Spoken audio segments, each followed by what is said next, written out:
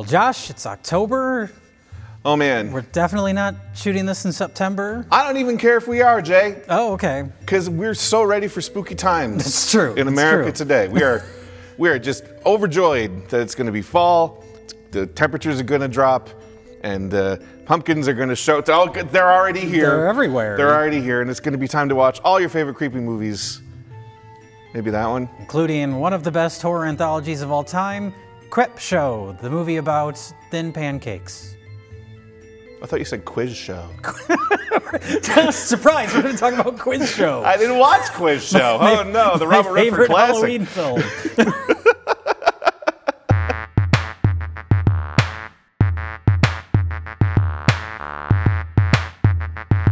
No, we're here to talk about George Romero's Creepshow. Yes, an absolute classic. This is easily one of my favorite horror movies of all time. Probably my favorite horror anthology out there, I would say. I grew up on this one. Well, I love horror anthologies. They're perfect for this time of year because it's basically like having a movie marathon that doesn't take 8 hours. Thank goodness, hey. You get a little variety of things. I don't have to binge a whole season of a show. I can get some nice quick stories, get spooked out, finish my day. I think that's one positive of this. 5 stories. It's like 2 hours, which maybe is a little long, but I think 5 is a good amount of stories. Yeah, you really don't want to spend too much time on any particular one.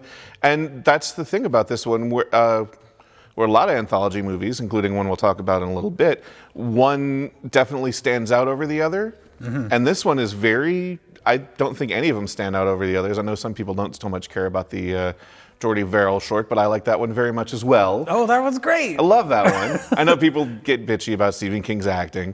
Holy old Jesus!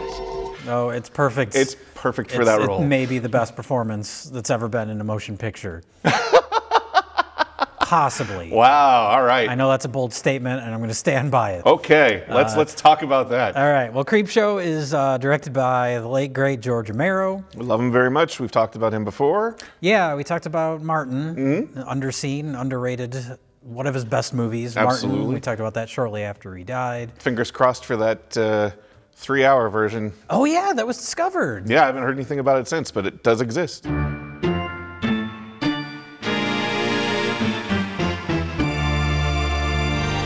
But yeah, so we did Martin. Mike and I talked about Dawn of the Dead. Talked many times about his later movies as examples of bad social commentary. Yeah. But we'll ignore that. This is one of his best movies. Yeah, this is when they let the guy make a movie he wanted instead of a movie about zombies. Yeah, well, there are zombies in it, though, but it's not a zombie movie. Exactly. It's an uncharacteristically stylized movie. Yeah. And it comes kind of like at the halfway point in his career. There's the early, more independent stuff where he was just wild with the way he made the movies. I love seeing behind-the-scenes footage from Dawn of the Dead. They're just running around, getting shots, using overhead lights, just getting all these angles, and then crafting a scene and editing. And that's how he made movies. Very fast and loose, low budget. He had his Pittsburgh crew. Right. And then this movie, a little bit higher budget. It takes some of that run and gun stuff and really makes an asset of it, even more than Dawn of the Dead in certain ways, I think. Because, you've got these really stylized things, you've got those planned out, but those are, you shine a light on a background. That's cheap. Yeah. But so this is the collaboration of many celebrated horror-related people. Yes, well, Stephen King and George Romero were pretty tight at the time, I guess, and they'd been talking for quite a while about working on something. He and Stephen and his wife Tabitha show up in the crowd scenes in Night Riders, which was right before this one, apparently. Yes. So they're working together on stuff, and I think this one was actually scripted completely by Stephen King. Right? Yeah, this script by Stephen King. The second movie is stories by him, but the script is by Romero. And one of those he should be ashamed to claim as a story, at least. At least one, maybe two. But we'll get to that. I'm curious now. I don't know which ones you're alluding to. So. Oh, The Hitchhiker. I mean, come on. That's a campfire story. That's not... Okay, well, we'll talk about it. Yeah, we'll get to that. We'll get to Creepshow 2. I know you guys can't wait, but... Just be patient with us. We want to talk about a movie we like first. Sorry. To be fair, I like Creepshow 2, but we'll get into it. Okay. I also have I'm also very loose with my opinions of anthologies. Okay. Because there's always, and that's another asset to them, is even if you don't like one story, wait 15 minutes, another one will be right along. Yeah, sure. Yeah. Or in this case, I guess with The Crate, wait 40 minutes almost. That's the longest of them. Boy, is it? Wow. I timed it because I knew it was the longest, and so I actually went through and kind of timed it, and it's like 38 minutes. Huh. I wouldn't have thought that. But it does, it's, I suppose it's the one that really takes the most character development. You'd really need to establish Billy as who she is. What's the matter with you two? You're not drinking? Well, actually, we just got here. You just come on with me. Henry, you stay here till I get back. Yeah, nice to meet you. Well, that's, and the character work with her husband and all that. And that's another thing with anthologies is you don't have a lot of time to flesh out your characters. Which is why it's okay that Stephen King is super over the top, because you understand that character within the first 30 seconds of that short. Oh yeah, come on, what do you need to know, really? Well, and Stephen King is really good at building characters in short stories. In reading his stuff, I've always been a bigger fan of his short stories, because I think he's very good at these little quick portraits. And good at ideas. Yeah. Creepy ideas. Yeah, follow through depends. Don't end your epic coming-of-age children's story with a giant spider. Just don't do it. Well, cut back on the blow. I mean, that's step one here. Okay. A lot of things could happen. Well, I wouldn't recommend that, because if he had cut back on the blow, we wouldn't have maximum overdrive. You can! We made you! We made you! Anyway, Creepshow. So not the first anthology, definitely not the last. They've kind of become a lot more popular in recent years, I think, because you can make these short little things. You don't need a long crew for a long shoot. But yeah, you have like Trilogy of Terror, and then 70s, the British horror stuff. Right. Amicus Pictures and Asylum, and they even did, like, this is based on the old Tales from the Crypt comics. There was an actual Tales from the Crypt movie made in the 70s. Oh, that's right. Yes, I forgot about that. Yeah, a British movie. And so that was the inspiration for this, was those old EC comics, William Gaines, Tales from the Crypt, Vault of Horror. Yeah. Very kind of campy, colorful. Oh, the sense of humor was absolute. The narrators, the Crypt Keeper and the Witch, and they were just they were hilariously funny. It took the content for granted, and it basically said, hey, chuckle at this, because it's okay to chuckle at it. But yeah, those comics, George Romero, Stephen King were fans of those, and they wanted to make a cinematic equivalent of those, visually and the types of stories being told. Again, like I said, uncharacteristically stylized for George Romero. We have lots of inspired by his buddy Dario Argento. We have the colored gel lights. But also from the comics, where it's very, it was monochromatic backgrounds meant to like show off the faces, or like in your particular spot. Like, oh God, this thing's emerged out of the box, and you get that reverse shot in the comics, like and the light, some sort of design on the background, some sort of shape or pattern. Yeah, something that's not just the room. Right. And he's definitely pulling from that, as well as Argento, certainly when they'd been working together on Dawn. And yeah, Argento tends to, though, sometimes he'll just like bathe the scene in a color, and there isn't any real justification for it. It's just kind of a stylized choice. So I think just because he thinks it looks pretty. Yeah, and he's usually right. But in this movie, it's usually for like a heightened moment. Your brain blanks out the details and then you focus. Yeah. Yeah, and there's a moment in the trailer, the original trailer for this movie, where they have like text, like comical text come up on the screen that's like, shiver at the sight of whatever. And then there's one of, we didn't mention Leslie Nielsen's in the movie. Oh, the stars in this movie. We'll get to that. All the stars are here. Hey. All the stars are here. It's true. Beardy man. But there's a shot in the trailer where it shows him being frightened, and it says, cringe. Cringe.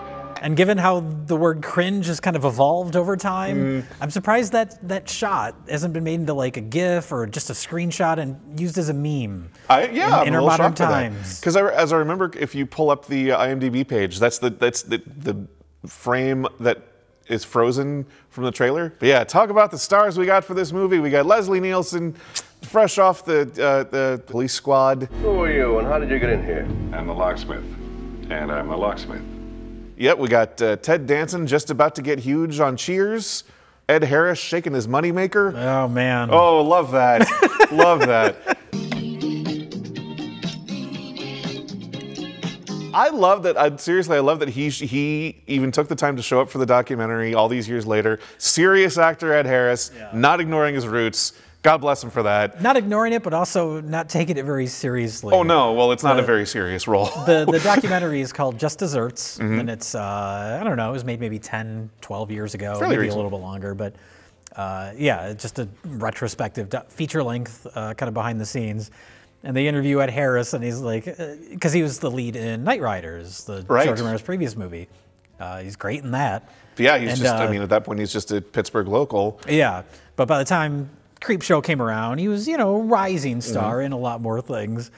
But yeah, they interview him for that documentary, and he's just like, you know, I did it because I like George, and it seemed like it'd be fun. I don't really know what was going on. It was fine. That's why it was fun. It was just kind of goofy.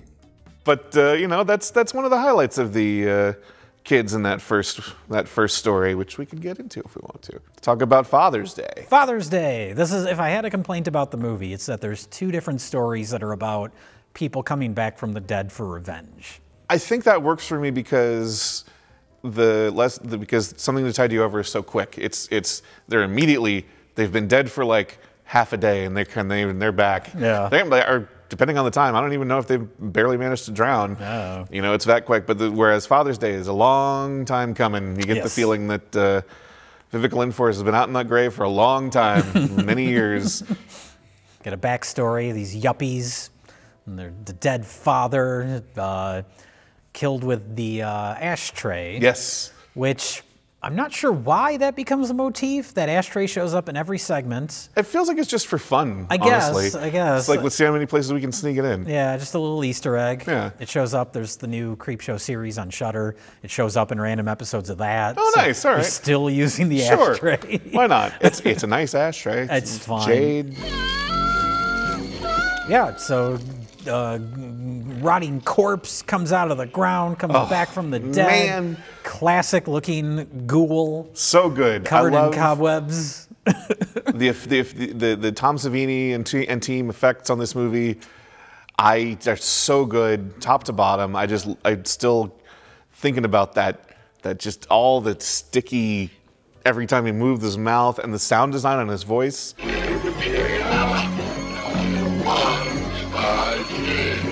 Yeah, I don't even know how you love. describe what that filter is or what they do to that voice. It's so like warbly and weird. And muddled but still very intelligible. Mm-hmm.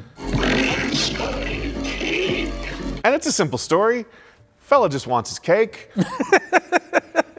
He's been denied it for many years.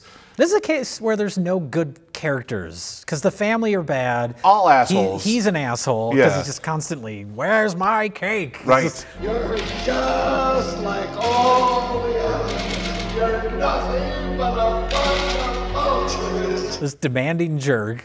And she finally, gives up and loses it and caves his head in.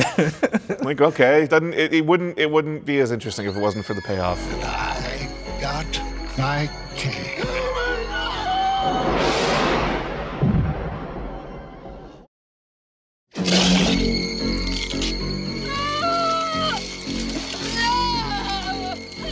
And the score famously, or I don't know if it's famously, but to me it's recognizably reused in Eli Roth's Thanksgiving trailer. Yes. They reused the score to that sequence from Creepshow.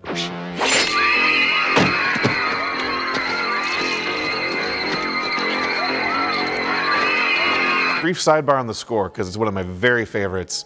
It's so simple and so good, because clearly John Harrison, who went on to direct a bunch of episodes of Tales from the Dark Side. Yeah, another George Romero regular. Yep, does a bunch of TV stuff. He's in Effects, the weird Romero offshoot movie. Yeah, all of Romero's Pittsburgh buddies made this movie about making a movie. Yeah, weird little movie, but I liked it a lot. It's good. I like it. But so he's just got a few keyboards. He's got a couple of synths. He's got a guitar. I don't even think he has like a drum machine. It's very stripped down, and immediately iconic. Like, it's just stuck in my head. I'll sit and listen to the soundtrack without watching the movie, and I don't do that with a lot of soundtracks, particularly instrumental ones. Yeah, well, it captures a very specific tone that the movie's going for, which is spooky / campy.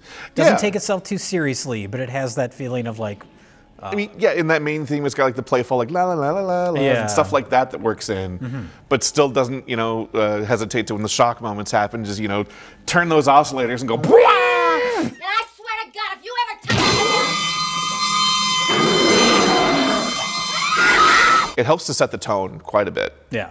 Because you're keeping that balance throughout. Acting-wise, it must have been very difficult. You know, if you're not Stephen King and you're not just playing to the one note.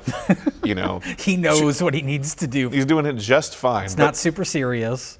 But you know how easy it could have been for Adrienne Barbeau to just be like hateful and awful and like really just too much. Yeah, nasty in a not fun way to watch. Yeah. And she captures that perfectly. You're a regular barnyard exhibit. Sheep's eyes, chicken guts, piggy friends, and shit for brains. There's other actors in the movie that are playing it a little more straight, which is fine. Yeah.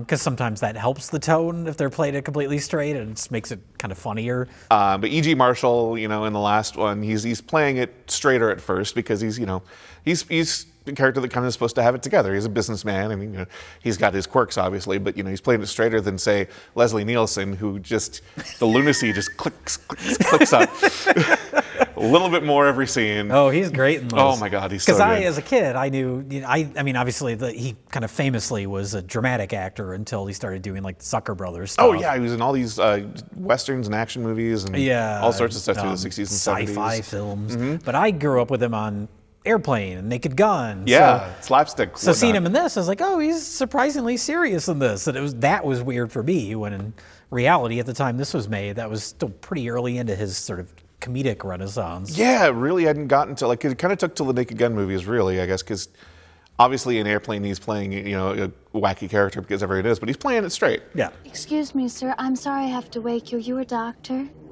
That's right. But yeah, something to tide you over. We get some swamp zombies. Yeah. We get some Leslie Nielsen giving VCR tech tips. Some of these cables are loose, Harry. I'm surprised you didn't notice a change in the quality of your picture.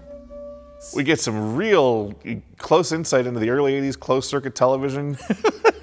Apparently you can run those cables a long, long way. Yeah, those are some long extension cords going all the way down the beach. But even for as kind of campy as a lot of this is, that's really horrific, the way he just buries them up to their... Oh, it's sadistic. Up to their, their necks and lets the tide take over. And that's the best, especially with like a short story or the short segments of an anthology, where it's like, yeah, you don't have a lot of time to communicate information. So getting something across that is so relatably scary or creepy, like that segment, like being buried up to your neck and it's relatable, drowning, and like, it's everybody knows, like, you know, that instinctual like survivor, you know, back in your brain. It's like that. Ooh, no. Even like before the drowning, when there's like a crab coming up to Ted Danson's face, it's like yeah, just fuck that, man. But that's also a good example of the campiness, because you've got that one shot of Ted Danson with his hair floating and clearly in a fish tank. He's just like blub, blub. It's a great video. I love this stuff. Now just look at the quality of that picture, Harry. Somebody! Opposite in that his love interest in that is Galen Ross. In one of her 3 movies ever? Yeah, it's weird. She did this movie because she was buddies with George Romero. She was the lead in Dawn of the Dead. Did a fine job. I love her in that movie. I think she's really good. And then this, obviously, and then her only other acting role is the low-budget slasher movie Madman. Where she doesn't even go by her actual name. She has a pseudonym for that film. Was that around the same time, or was that later? Yeah, it was around the same time. It was, I think, between Dawn of the Dead and this. Okay. But just those 3 movies, and that was it. She went on, she's a director now. She does documentaries and stuff. Okay, maybe she just did not care for acting. Do I miss acting? Not at all. It's just interesting that she's in one of the most like famous horror movies of all time with Dawn of the Dead, and she's really good in it. Yeah. And really like... She has a really unique look. She's very like expressive. She's got those big eyes, and yeah, and she even comes across great, even though she's in makeup or she's on a TV monitor in this. Covered in water. Yeah. Sure, George, you're my buddy. I'll come be in your movie. And then he'd practically drown her. I mean, I think it was after Creepshow. I was working with George, and we were filming the scene on the beach where I'm drowning. The wave machine is coming over my head. And I see George sitting, and I said to George, you know, it looks a lot better on the other side of the camera. And that's when I decided maybe I should not do acting anymore. Maybe directing is where I want to be. But Mad Men, for the longest time, there was like stories and rumors that, because she has a different stage name in that movie, there's stories that like she doesn't, like if you see her at a convention, don't talk about Mad Men. She doesn't want to talk about it. Oh, and so it was like this whole thing. Well, but then Mad Men was recently like re-released on 4K from Vinegar Syndrome. Of course. Fucking Mad Men's on 4K. Bless Vinegar Syndrome. Oh my God. And they do an interview with her, and she talks about it. She has no problems with it. It's just one of those things that becomes a story, and then it just becomes reality because people repeat it enough. Yeah, to this day, I don't really know if John Cusack won't sign One Crazy Summer poster. Oh yeah, I know they say that, but I don't know. He probably would. He probably would. Especially now. Well.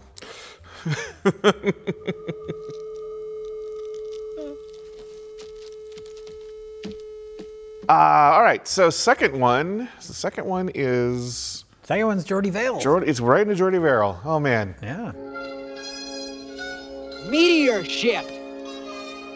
But this is and this is what works about this, is like I mentioned that there's two stories about people coming back from the dead, but each segment, you know, it has a consistent kind of, you know, stylistic thing going on, but each segment is very different in terms of what's going on in the story. First one, we got a classic corpse coming out of the ground. This one, we get a man turning into a moss man, a plant monster. It's very 50s nuclear. Yeah. You know, it's atom bomb scare kind of stuff. Right. I really riffs off that, and I love that. Complete with some kind of old-fashioned like matte paintings towards the end of it, when the plants are starting to devour, you know, out past his house. Who knows how far it's going? The contagion is coming. Yeah, it's coming for you. It's the thing. The thing in the original movie was a plant, right? That's true. Yeah. There you go. And the only, you know, anything that you would think would make you feel better is only going to do you worse. You know, drinking the whole pitcher of vodka and orange juice is, oh, that's trouble. That's a wonderful moment when he pours the vodka into the pitcher and then mixes it with the bottle itself. And then just leaves it. Doesn't matter anymore. Nothing matters anymore. That sequence also has some of the best sort of out-of-context visuals, like his fantasies about going to the bank or going to the medical school. With the huge tilts. Yeah, major Dutch angles, and both characters are played by the same actor. Yeah. But there's like the skeleton, like the medical skeleton in the background just floating by. Right, and the doctor just scooting by on the chair and all that stuff. And it gets his visions get progressively wackier as this everything goes on. But this is the good comeuppance. You know, he's an innocent. He doesn't know what he's doing, but he gets too greedy. Yeah. And oh boy, that's what happens. you grow moss down there. Oh no, not there! Stephen King's character in that is that he's a fuck up, and he fails at everything. So the end of that segment, when all he's doing is like, "Please God, I want to shoot myself in the head. Don't let me fuck this up." Yeah.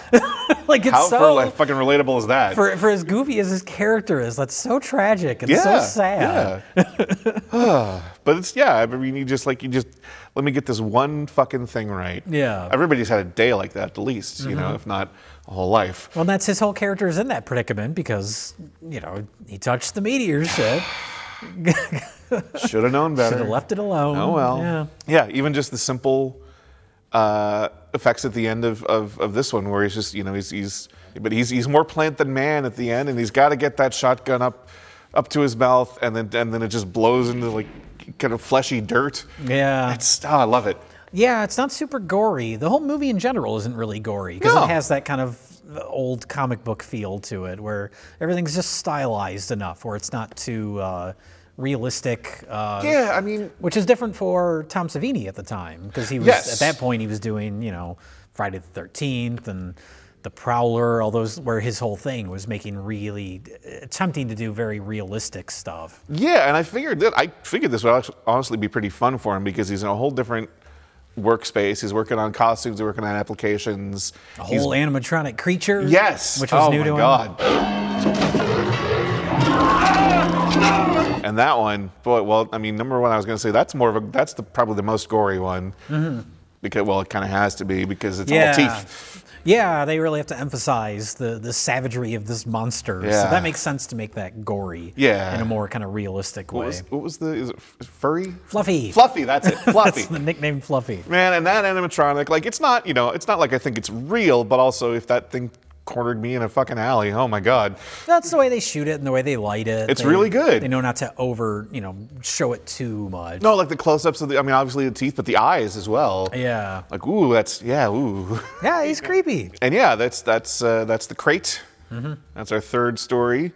Well, no, the third one is the Something to Tide You Over, which we kind of talked about. I think there was even, when they were editing the movie, that was a thing of like, which order do we put these in? Oh, probably. And I think they do a good job of, because like we mentioned, the crate is the longest one. So you kind of build up to that. Yeah. And then you have a shorter one after that that's just pure, visceral, disgusting.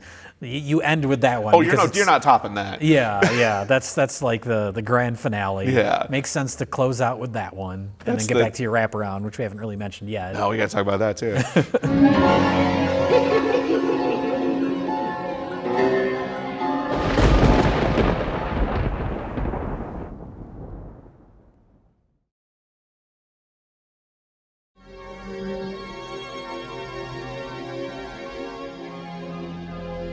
The crate is Hal Holbrook is married to Adrienne Barbeau, and she's just the nastiest person. Oh, she's just foul. An just awful, mean. foul, vulgar, drunk lady.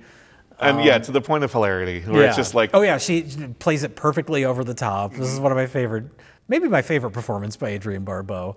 But there's, it's up there for sure. But speaking of the MPAA, like I'm assuming this was a ratings thing because there's a moment... it starts there at like a party, like an outdoor party, and it's a kind of a fancy upper class party. But yeah, she's making a scene. She's drunk and she's just so swearing and you guys don't have a drink yet and all this. But there's one moment where she very clearly she's talking about like an etiquette person. If you just have your ashes hauled, you wouldn't have to spend all this time playing Emily Vanderbilt. Oh, like a Heloise or a I don't remember the name. Ann Landers. Or Emily Van Buren. But she calls her a cunt, but it's dubbed over with crotch. Whoever that etiquette crotch is. Excuse me. And it's very obviously dubbed over as crotch. Crotch is not the same word at all. Yeah, but it's so clearly ADR'd, where it's like, I guess you can have, monsters ripping people's throats out in this movie, but you can't say cunt. Whoever that etiquette crotch is. So they ADR'd that. So it's always stuck out to me as being so obviously ADR'd. That's really, such a strange, why that of all things? But, who knows what terrors lurk in the minds of the MPAA. Yeah. Oof. Which is this is mostly unrelated, but now it's just the MPA? And I don't know when this happened. It is? Within the last few years, I've noticed at the end credits of movies, it'll say MPA, just one A. Oh. So now I think it's just the Motion Picture Association. It's not of America anymore. Well. I guess. I mean, I suppose they have to get things okay for China now.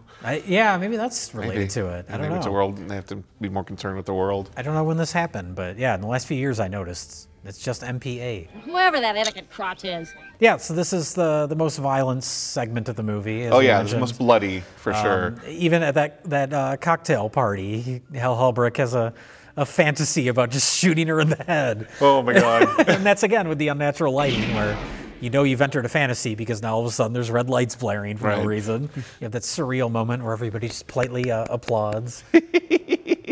And yeah, he discovers this crate under some stairs. But that crate makes a cameo appearance in the classic film Jason Goes to Hell, The Final Friday. It's just in the basement of the Voorhees house, which never existed in any of the previous movies, but but it's a reference, so put it in. God damn it. The Necronomicon makes an appearance in that movie too. Because the director, the guy that made it was like a 20-year-old horror nerd. Apparently not a fan of the Friday the 13th movies, though, guess not. because it has almost nothing to do with Friday the 13th. Is that one of those movies where every character is named after a horror director? I don't think so. Seems like it should be. But yeah, the crate has, turns out there's a monster in it. Oh, shit. We get Fluffy, the Tom Savini creation, which when you look at like other, I don't know, this was a lower budget movie, so you look at other animatronic creatures from that era, it's a little more primitive, but for Tom Savini, it was a major step up. It looks great. Yeah, like we said, the way they shoot it, they don't overdo it. It's perfect for this segment. Yeah, there's certain brief flashes of like the whole face. It's not not very often at all. But it's oftentimes it'll have red light on it Yeah. to kind of, Yeah, it's not like you see it lumbering down halls or anything. Yeah. That's great. That's the way to do it. That's the way to do it. Mhm. And yeah, I mean, almost immediately, Hal Holbrook is just, how do I get her over here? he has a crisis of conscience, and he discusses it with one of his colleagues, but. And his co-conspirator, Fritz Weaver is the actor's name. Not David Gale from Reanimator, even though he looks exactly like him. Right, oh my God. But there's a weird moment, and this is where, because Hal Holbrook is, he's pretty sympathetic in this. Oh yeah, he's a genius. You feel bad for him. He's a little sad sack, can't stand up for himself. His wife is awful. You get like secondhand embarrassment for him at that cocktail party. But his pal Fritz Weaver's at the party too, and there's a weird moment where he's just like flirting with presumably a student, this young blonde girl.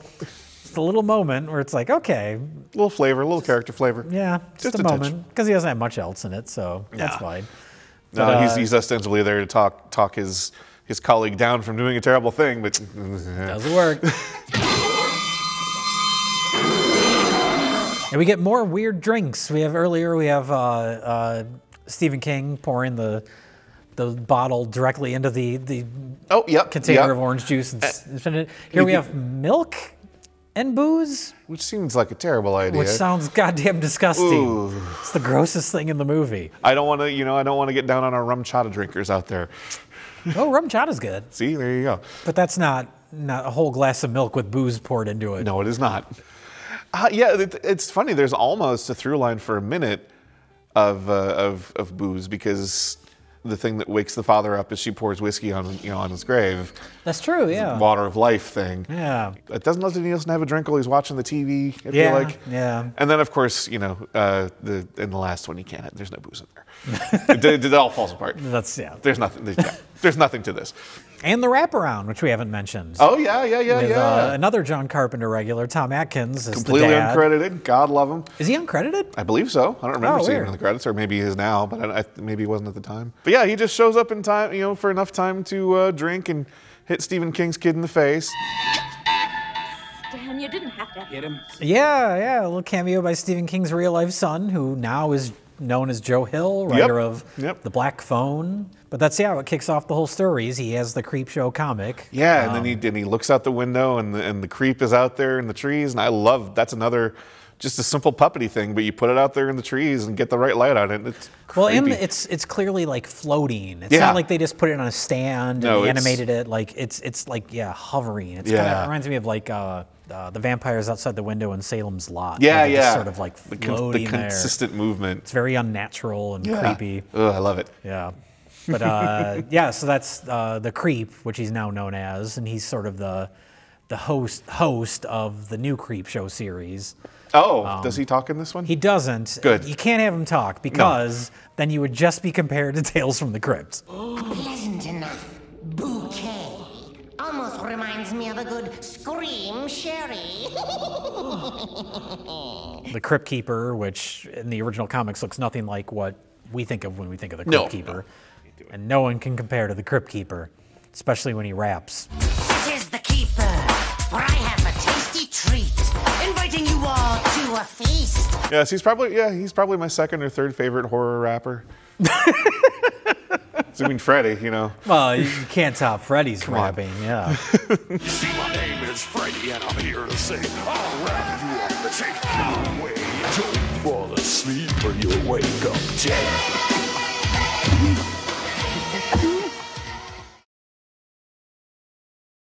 So the crate segment, almost every segment, the movie has 4 editors. And I was surprised to learn this. I didn't know this until looking up stuff for this review.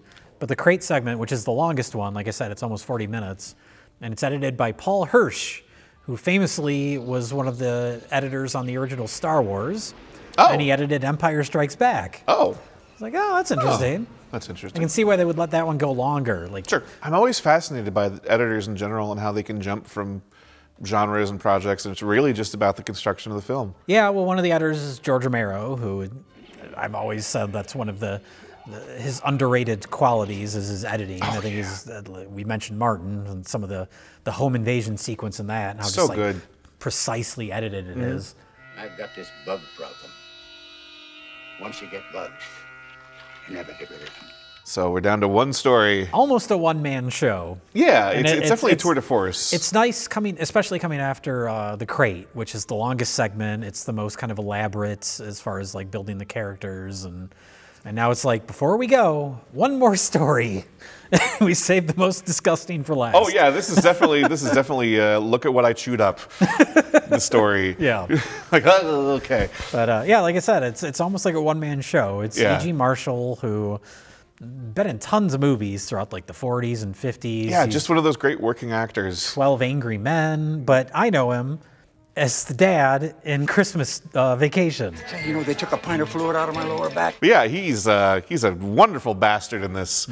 I love that whole. I mean, the outside premise is that he's a businessman who has driven someone high in his organization to suicide. Yeah. And he gets a call from that guy's wife. Who gave you my private number? I'd like to fire him. It was in my husband's address book, you son of a bitch. Well, I can't fire him, can I? And I love the way he plays it, just so good. Well, obviously he's got other things on his mind right then because he's already spotted the first cockroach. Yeah. Well, he's a germaphobe. Yeah. Doesn't leave his apartment. And that's another, like, visually it's different than the other stories and how kind of stark it is. Yeah, totally locked in. And yeah, he's locked in his apartment. He's made all the money in this world, so he doesn't have to go outside, and everybody takes care of him. And he hates bugs, and I wonder where that's going to go.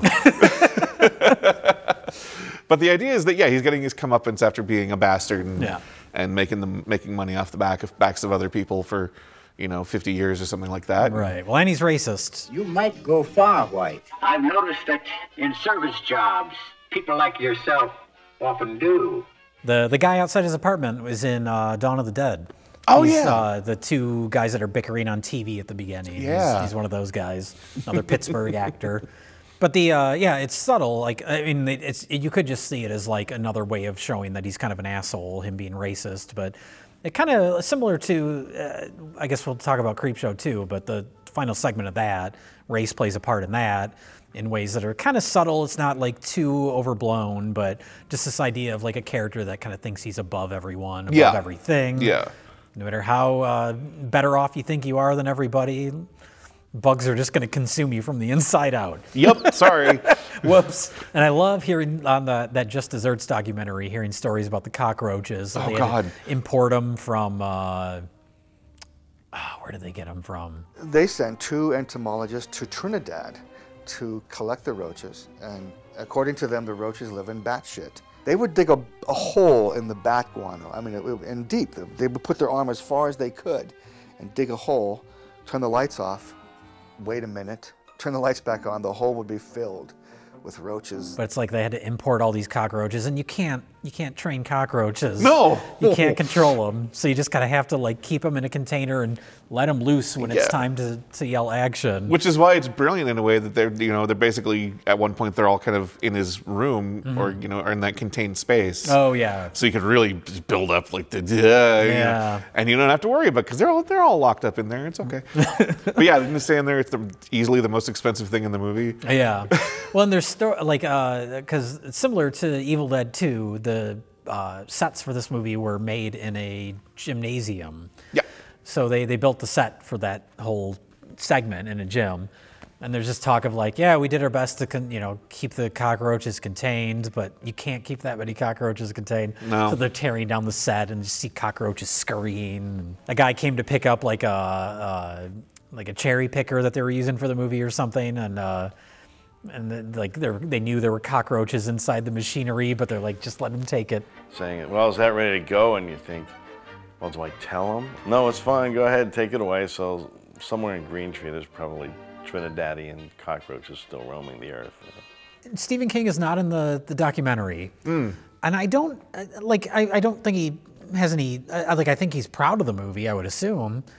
Because he remained friends with Romero for years, but I never hear him talk about it. I don't think I've ever seen him give like an interview where he talks about Creepshow. Yeah, no, I wonder if maybe that's in that era of just like he doesn't have a lot of memories of it. Because there's a whole lot of too much booze, too much drugs. There are books he doesn't remember writing Cujo. Yeah, you know, so it could be in that same sort of area. I don't know. Yeah, famously, he says he doesn't remember making Maximum Overdrive. Right. A lot of people have directed Stephen King novels and stories. And I finally decided if you want something done right, you ought to do it yourself. Also, when they were shooting that documentary, I don't know how well he was into his recovery from the van accident. Oh, that's true. So it could be he just wasn't available because he just couldn't be on camera at that point. I'm sure he's talked about the movie somewhere over the years, but probably. But I was trying to just looking on YouTube. I was trying to find any sort of interview with him, and came up with nothing. An authentic voodoo doll. Somebody already sent for it. Yeah, we can't get that. But yeah, then we get to our wraparound. We get the conclusion to that with the voodoo doll. Wonderful. Joe Hill ordered from the back of the Creepshow comic book. Little Tom Savini cameo. Yeah. Oh. And the animation, we didn't mention that, but it's used very sparingly. Yes, very, very little, which is just enough to tie it into the comic. Yeah, and I guess some of it was to cover like technical issues they were having while making the movie, like they wanted to have the comic pages open and then have that panel match what leads into the segment. That's very hard to do. And they tried to do it practically. They tried to do it like just shoot an actual physical comic book, and they could never get anything to match. Yeah. So they ended up hiring an animator to do that. And so there's only brief moments. There's the creep at the beginning, turns into an animated thing and kind of floats away. Yeah, just a little bit. But the animation is well done. Yes. And I say that in reference to the animation in Creepshow 2. I know you did. Ooh.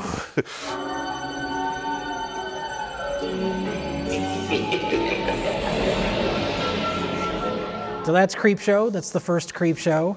The best Creepshow. It must be, right? Almost goes without saying. But it's like I said, it's like a horror movie marathon in a 2-hour window. Yeah, just and such an old favorite for me. Like I say, everything from the soundtrack on down. I remember watching it. I'll watch it anytime. I remember having you over at some point, and we were watching Creepshow and realized it was the day before Father's Day. That day, we were watching. Oh wow! Yeah. Happy Father's Day. So yeah, middle of summertime, Creepshow. Why the hell not? That's true, yeah. You could watch it for Father's Day. It is kind of a Halloween movie. One of the first shots you see is the exterior of the house, and there's a jack-o'-lantern in the window. Yeah. So I always think of it as a Halloween movie just because it has that tone I'm always looking for in movies to watch around Halloween, where they're spooky but fun. It doesn't take itself too seriously. Yeah. Very colorful and kind of vibrant and campy. Yeah, and I think that's what makes it fun to watch year round too. It's a fun movie, and it's rather than obviously you're not gonna do wrong watching it at Halloween. But you've got other holiday movies I suppose you could watch around in the summertime or whatever. I don't know. I'd rather just watch Creepshow.